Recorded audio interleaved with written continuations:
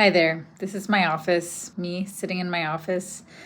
It's June 21st right now, and I'm making this as sort of a video diary for my future self. I'm planning to quit my job to be a stay-at-home mom. Now, this has been a very hard decision to make. I make over 6 figures, and my husband does not. He makes less than me. So why am I the one quitting? A lot of people might think that this is a crazy decision. I have a pretty easy job. I have my own office with a door that closes, as you can see. I have 25 vacation days per year, which comes out to about 6 weeks of vacation if you include the weekends. Good benefits, good maternity leave, good health insurance. Why am I quitting? All of these benefits make it very hard to quit. But despite all of the benefits, there are some downsides to this job as well. One, there is no room for growth. What I'm doing now at this job is what I would be doing in 30 years. There are no promotions, there are no increases other than just inflation increases, and I will always be here doing the exact same thing. I don't love my job. I've actually always only seen this as a temporary place of work, and then I just kept getting sucked in, and now it's been 10 years. But I've always been looking for an excuse to leave. Now, having kids changes you. And what it really changed in me is it made me think about what really matters in life for me. And for me, that means staying at home with my little kids, being there to raise them. I have a baby and a toddler, and it really hurts my heart thinking about sitting here, sending them to daycare, and not being there to raise them, just to pay somebody else to raise them. Now, I know this is the reality for, I don't know if it's most, but a lot of moms out there.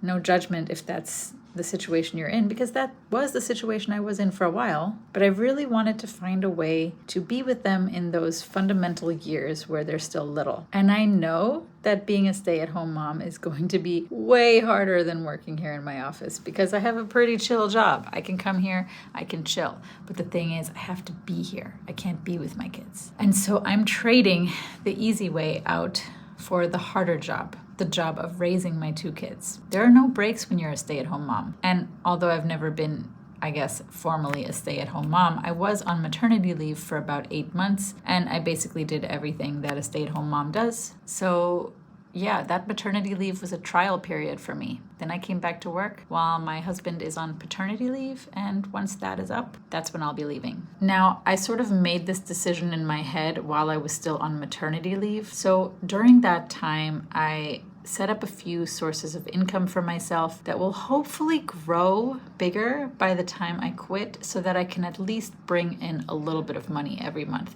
My hope is obviously to get those sources of income to grow substantially, but right now it's just a little bit. So if you're planning to be a stay-at-home mom, if you're planning to quit your job, I would say start working on a couple of things for yourself now. Maybe you have like 6 months until you plan to make that leap, or even a couple of months. And if you can start setting up some systems, some passive income sources, then maybe by the time you quit, you'll already have a little bit of a stream of income coming in. So I'm going to talk about all the different ones that I have set up, and maybe that just kind of inspires some ideas for you. So first is, of course, YouTube, because this is a YouTube video. Now, this YouTube channel that I'm posting this video on is not monetized at this point. My goal, however, is to get this monetized at some point to help me be able to stay home with my kids longer. But I also have 2 other monetized YouTube channels. One is a gardening channel and one is a photography channel. Those 2 channels bring in a couple hundred a month in AdSense, which is not a ton, but it helps. Next, I'm a photographer and I also do stock photography. So I have different accounts on stock photography platforms. My photography YouTube channel talks about that a lot, actually. And basically, I uploaded photos and videos over the last 7 or 8 years or so, and people download and buy those photos and videos every day, and I bring in a little bit of money every month from that, a couple $100s. It used to be over 1,000, but I haven't been putting that much time into it, so now it's kind of like a couple $100 a month. Next, I became an Amazon influencer back in February, and I've spent the past couple of months uploading review videos of products around my house,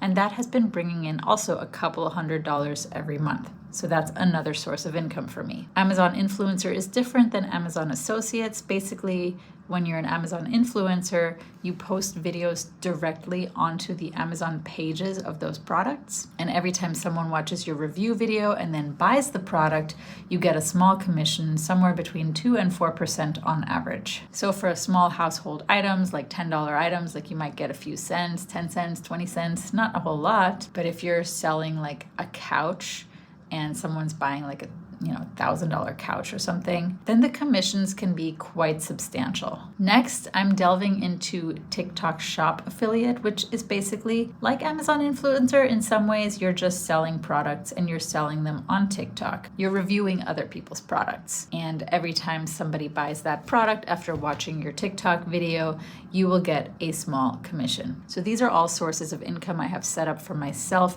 over the past few months.